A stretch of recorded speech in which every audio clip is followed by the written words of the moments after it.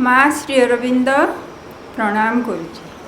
आमर समस्त अंतरंग अपा भाई माने समस्त को नमस्कार करुची।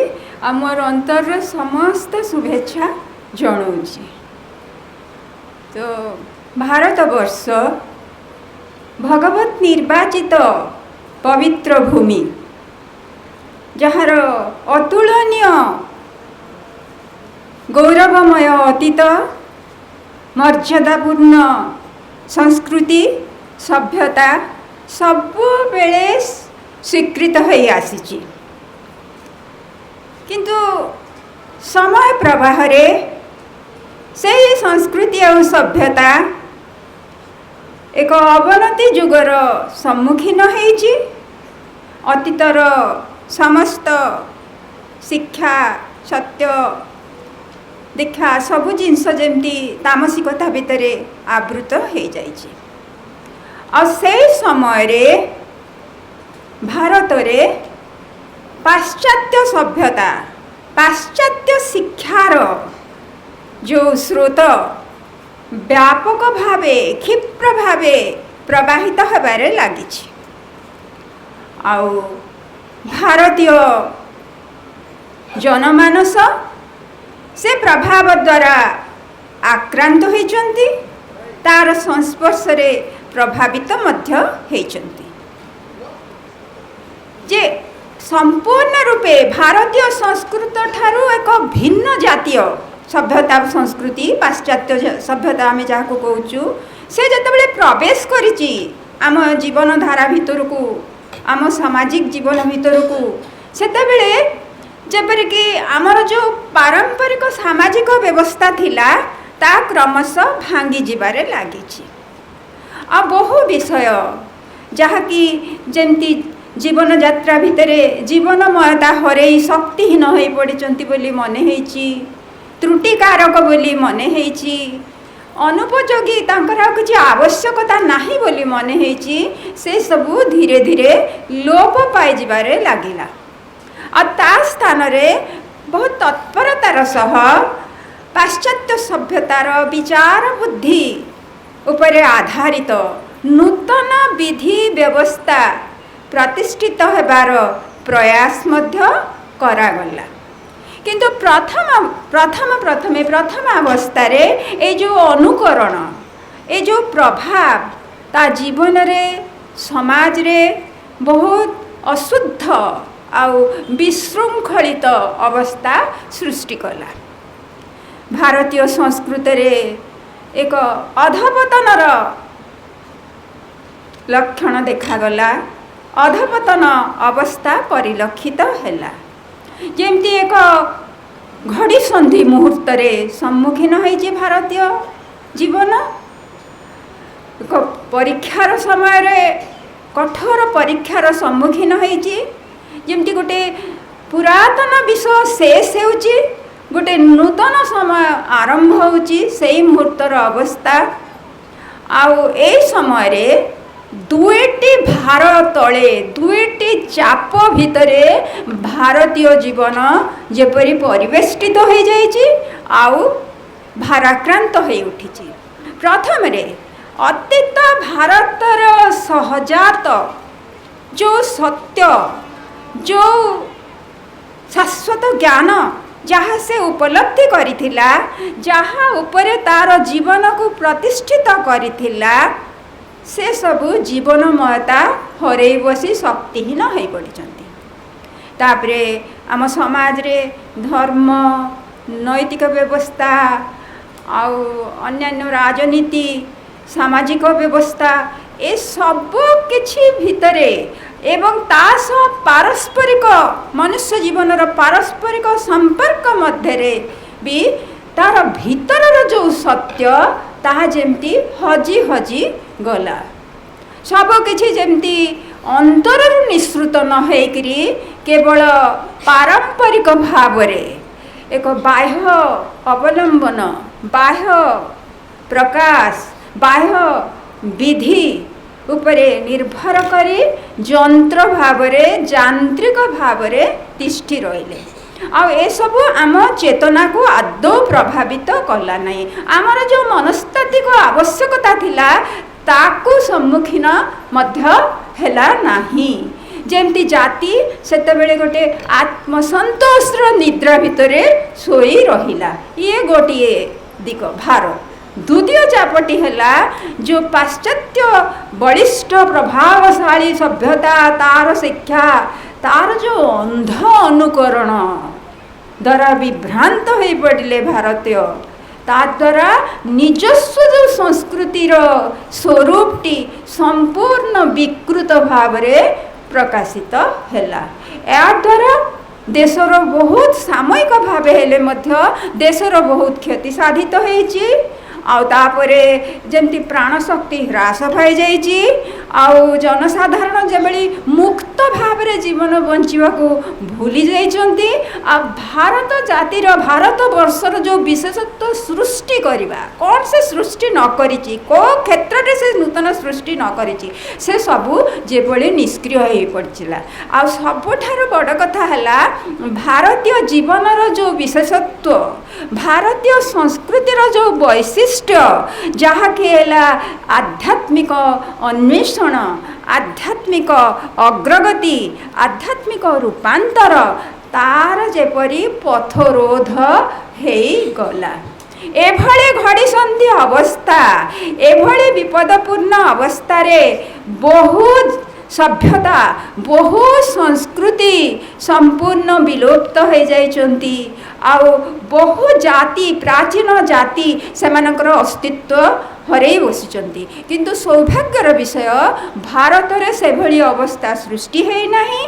कारण भारत तार अवनति रे भी तार विफलता रे भी बाह्य आक्रमण भितर भी तार अस्तित्व को बजाय रखी पारिची।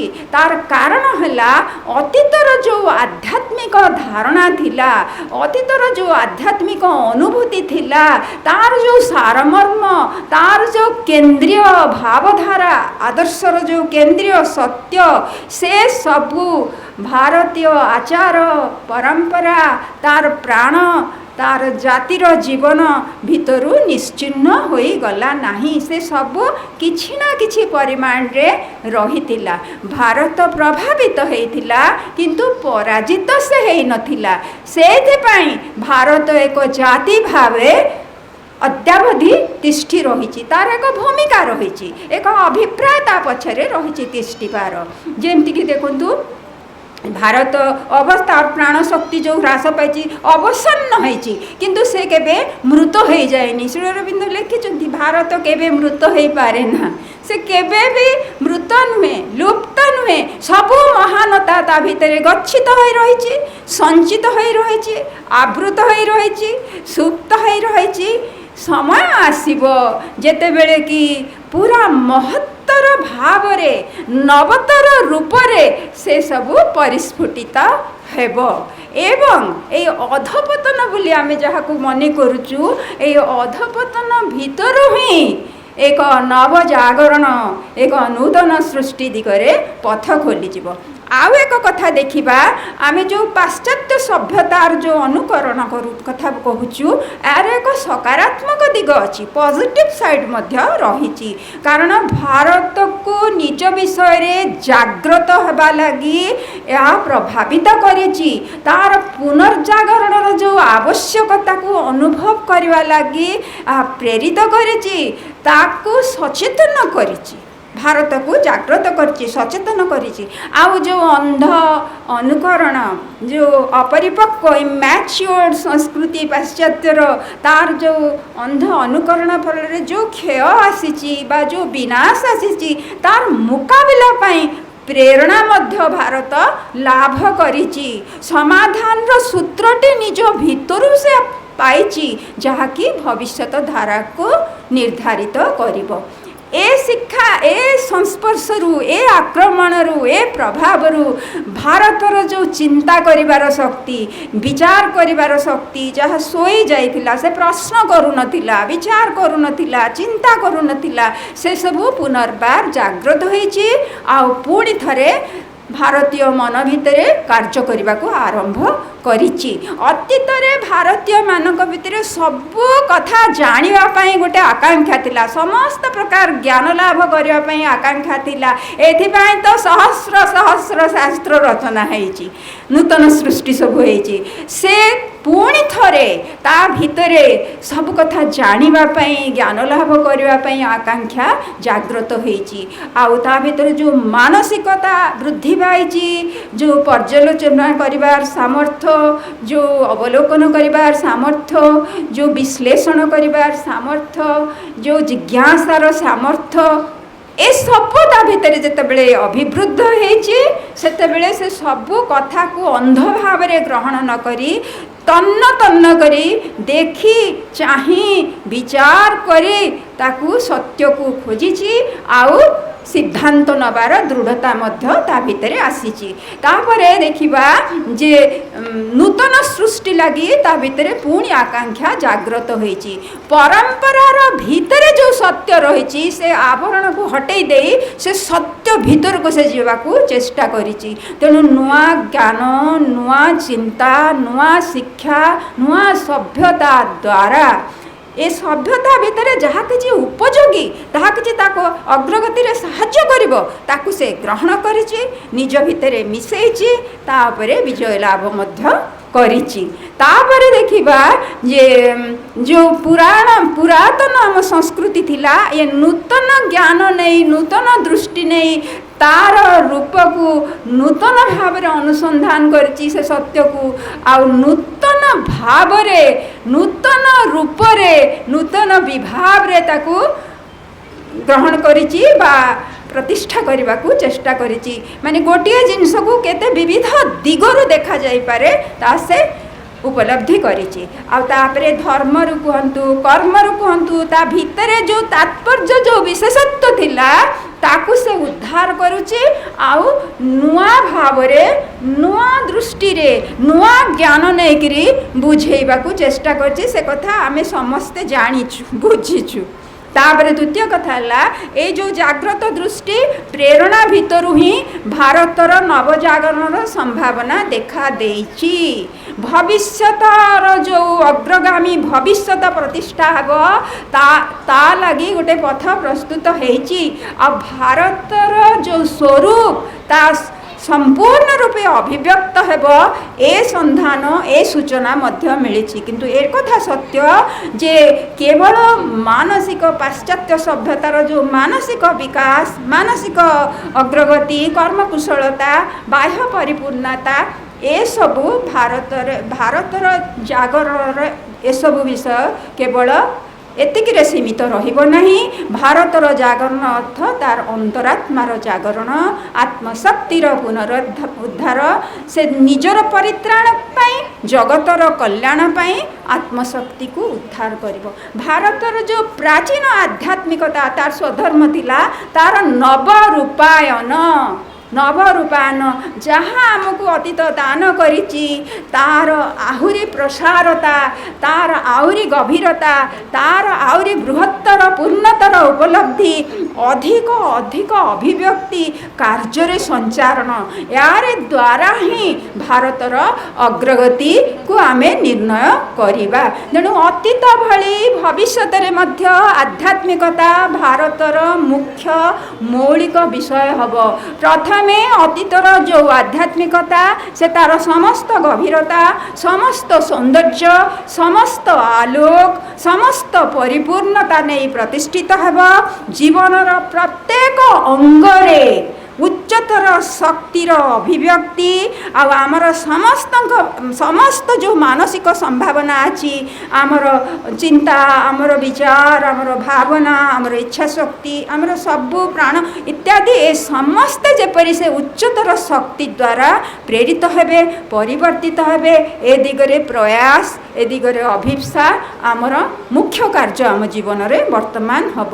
ତାପରେ ଦେଖିବା ଯେ ଯେହେତୁ ଆତ୍ମାର ବିକାଶ ଆଉ ଆତ୍ମା ଜନିତ ନୂତନ ପ୍ରକାଶ ଯେ ହେଉଛି ନବରୂପାୟଣର ଲକ୍ଷ୍ୟ, ଆକୁ ଯଦି ଆମେ ମୁଖ୍ୟ ବିଷୟ ଭାବରେ ଗ୍ରହଣ କରିବା, ତେବେ ଆତ୍ମାର ପ୍ରୟୋଜନ ଅନୁଯାୟୀ आमर सकल क्षेत्र दर्शन कहतु विज्ञान कहतु साहित्य कहतु शिल्प कहतु चित्र कहतु कविता कहतु एवरीथिंग ता भितर आत्मार जो अनुभूति प्राप्त हवा अंतर जो अनुभूति अंतर जहाँ अर्जन करवा ताहा सबू संचारित करवा समस्त समस्या जीवनर समस्त समस्या तार मूल कथा है आत्मार विकास आत्मार प्रयोजन को दृष्टि रे रखिकरी से समस्यार समाधान को अंतरर गभीरतारू आमे खोजिकरी बाहर करवा कारण अंतर भितर आध्यात्मिकता भितर अच्छी अफुरंत शक्ति